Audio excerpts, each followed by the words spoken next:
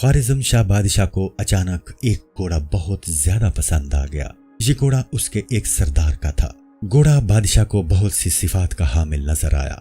शाह हैरान हुआ कि ये घोड़ा कैसा उम्दा है कि उसने इसका दिल खींच लिया। घोड़े के ख्याल को दूर करने के लिए उसने बहुत तदबीरें की, लेकिन बेसूद। अगर अल्लाह ताला गैर को हसीन करके दिखा देता है तो ये उसका मुलम्मा है, और अगर गैर को बुरा करके दिखाता है तो ये उसकी तंबीह है। शाह को यकीन हो गया कि घोड़े की जानिब ये कशिश मिन जानिब अल्लाह है। अल्लाह जब अपने किसी गैर को हसीन बनाता है तो उसकी ये सूरत होती है कि इंसान घोड़े और बैल के बुत पूजने लगता है। वो काफिर उस बुत को अदीमुल मिसाल समझने लगता है, हालांकि ना वो जानदार है ना उसमें कोई शान व शौकत है। इंसान के लिए कशिश वाली चीज मख्फी दर मख्फी है और आलम गैब से आकर इंसान को मुतासिर करती है। उसको ना अकल समझती है ना रूह।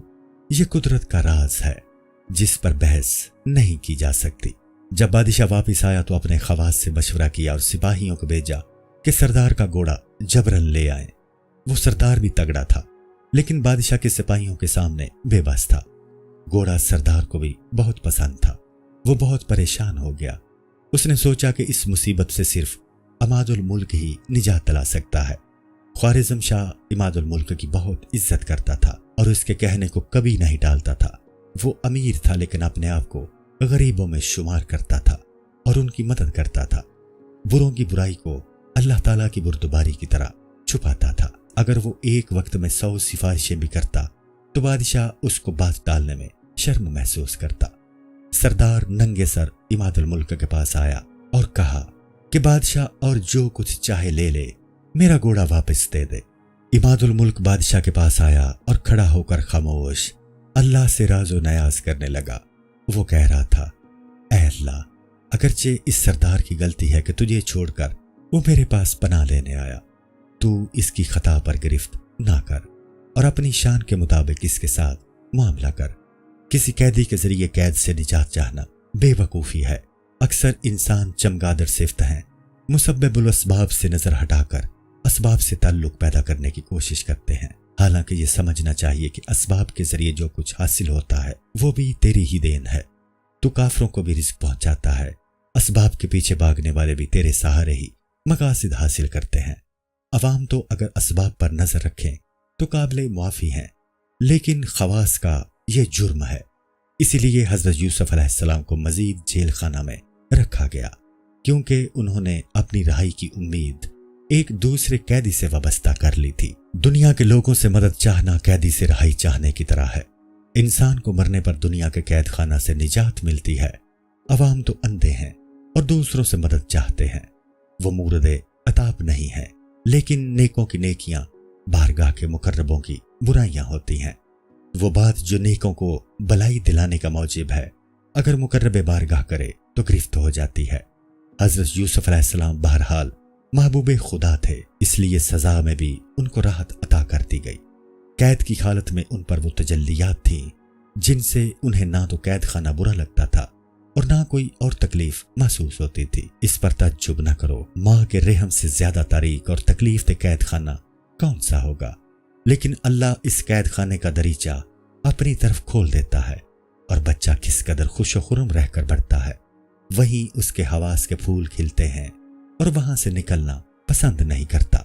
लज्जत का मदार खारजी असबाब पर नहीं है, सुकून कल्ब पर है। दौलत और शान व शौकत में लज्जत की तलाश बेवकूफ़ी है। जिसे अल्लाह कल्बी सुकून अता फरमा देता है उसे मस्जिद के कोने में मस्त रखता है, वरना चमन में भी रंजीदा होता है। तू अपने जिस्म की इमारत को मुजाहिदों से तबाह कर दे ताकि उस खंडर में से तुझे खजाना मिल जाए। जिस तरह इंसान जाग की वजह से असल पानी के नज़ारे से महरूम रहता है, इसी तरह इस जिस्म के नक्शो नगार की वजह से रूह के खजाने के लुत्फ से महरूमी है। इंसान का बदन रूह के खजाने का पर्दा है। मुसब्बबुल असबाब के होते हुए असबाब पर तवक्कुल हमारी हमाकत है। तू अपनी रहमत से इन असबाब परस्तों को अपनी तरफ मतवज्जो कर ले ताकि तुझ पर भरोसा करें। जिसका घोड़ा शाह ने छीना है उसने मेरा सहारा ढूंढकर गलती की है। अमादुल मुल्क का जिस्म शाह के सामने था, लेकिन रूह मनाजात में मशगूल थी और अल्लाह से मुकालमा में मसरूफ थी।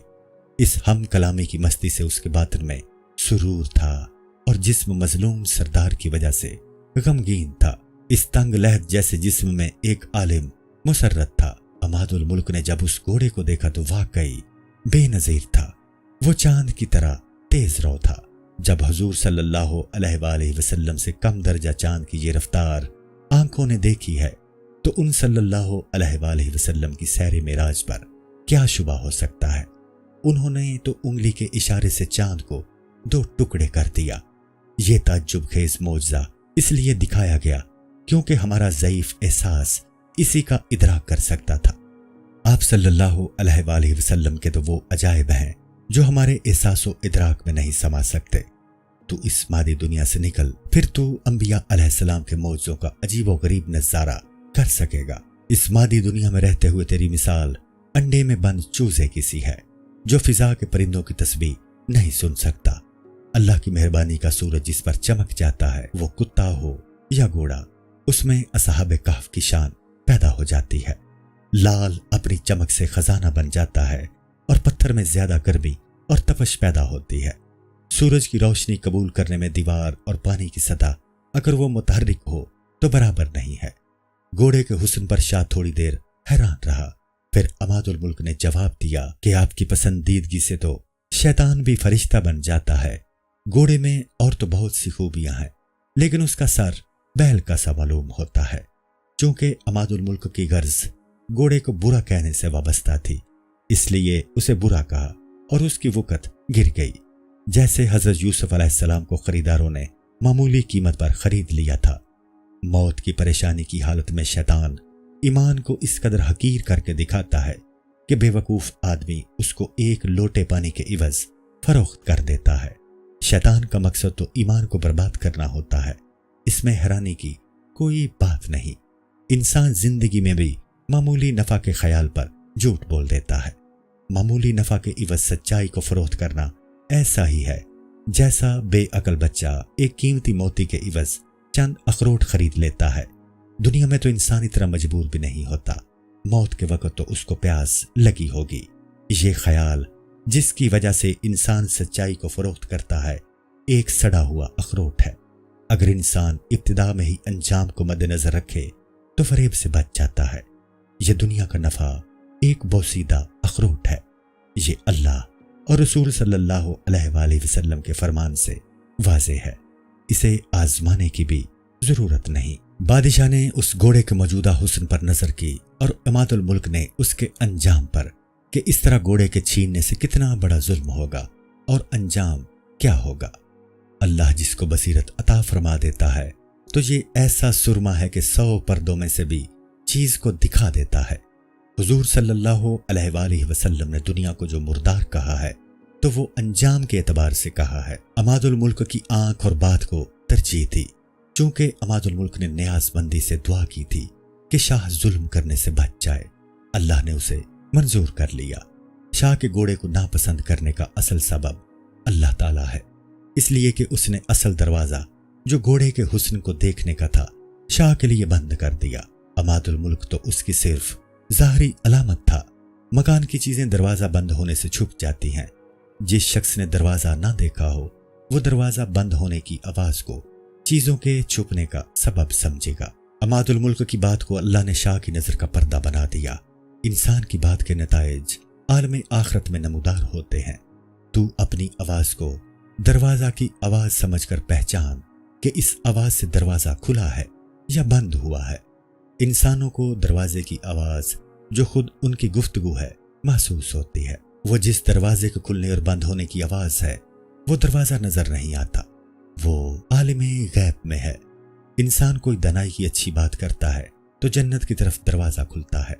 बुरे कलमे की आवाज दोज़ख की तरफ दर खोलती है। जब तुझे दरवाजा नजर नहीं आता तो उसकी आवाज सुन ले और उसके जरिए दरवाजे को समझ ले। जब इंसान कोई नेकी करता है तो उसका महल जन्नत में तैयार होता है। जब गुनाह करता है तो जन्नत की नेमतों से महरूम हो जाता है। दुनिया की फानी नेमतों को अपनी चश्मे बसीरत से देख, दुनियादारों की बात का एतबार न कर। ये तो गिद्ध हैं जो तुझे मुर्दार की तरफ ले जाते हैं। अल्लाह ने तुझे चश्मे बसीरत अता फरमाई है, तू तकल्लुफ से अंधा न बन। دیکھ لے، جس کو تو اپنا رہبر بنا رہا ہے وہ دنیا دار تجھ سے زیادہ اندھا ہے۔ اللہ کی رسی کو تھام، اللہ کی رسی خواہش نفس کو ترک کرنا ہے۔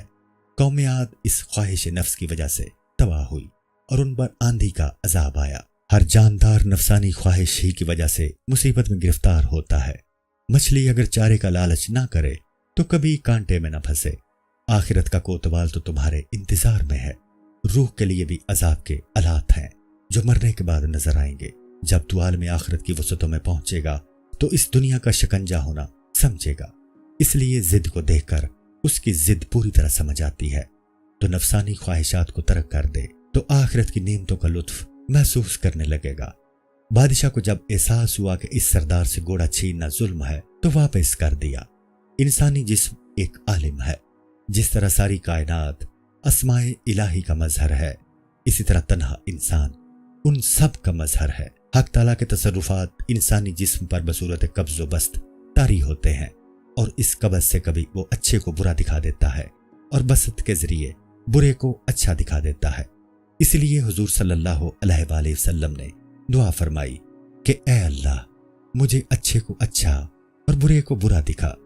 یہ دعا اس لیے ہے کہ زندگی کا ورق پلٹنے کے بعد شرمندگی نہ ہو، مگر شاہ کے دل سے گھوڑے کی محبت دور کرنے کے لیے اللہ نے یہ تدبیر کی۔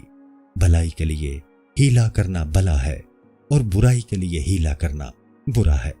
انسان کو اپنی کسی تدبیر پر مغرور نہیں ہونا چاہیے، کیونکہ ان تدبیروں کا چشمہ اللہ کی تدبیر ہے۔ انسان کا قلب اللہ کی 2 انگلیوں کے درمیان ہے، وہ جس طرف چاہتا ہے اسے پھیر دیتا ہے۔